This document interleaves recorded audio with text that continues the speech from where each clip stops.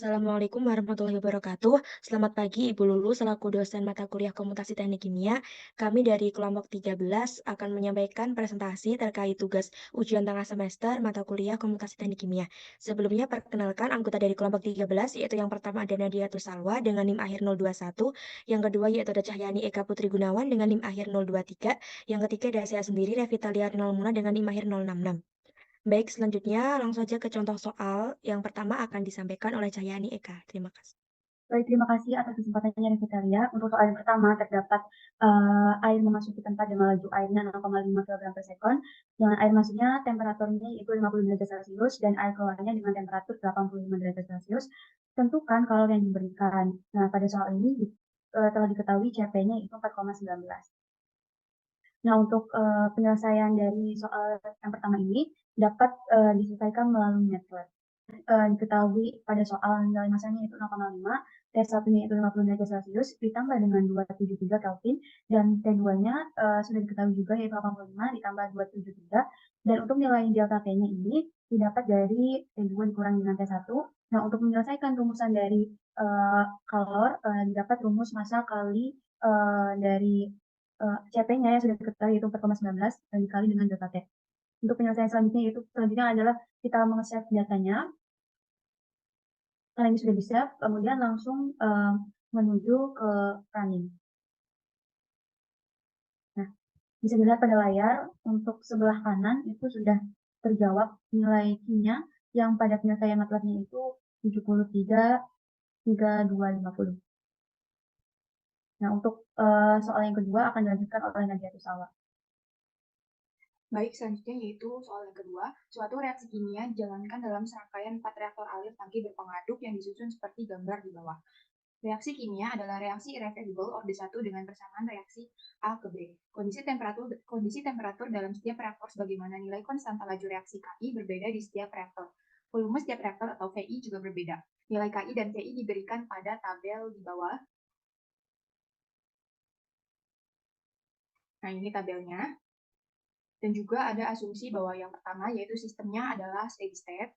Yang kedua, reaksi terjadi di fase cair.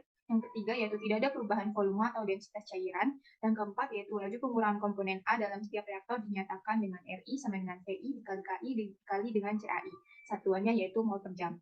Susunlah persamaan raca massa untuk keempat reaktor dan tentukan konsentrasi yang keluar dari tiap reaktor. Nah, diketahui bahwa raca massa unsteady state untuk setiap reaktor persamaannya adalah rate of input min rate of output min rate of reaction sama dengan rate of accumulation. Karena tadi diasumsiin bahwa sistemnya ini steady state, maka persamaannya dapat disederhanakan menjadi rate of input min rate of output min rate of reaction sama dengan 0.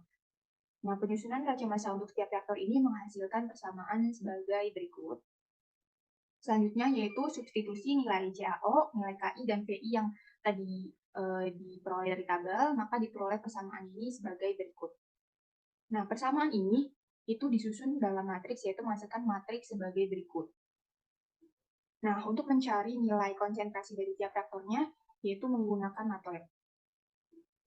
Nah, dari matriks yang udah diketahui tadi, nilainya dimasukin ke sini, yaitu untuk mencari konsentrasinya, maka pakai konstanta X sama dengan A, garis miring kanan B, lalu jika udah ditulis seperti ini semua, maka filenya itu disimpan, di-save, lalu setelah itu di-running untuk mengetahui nilainya.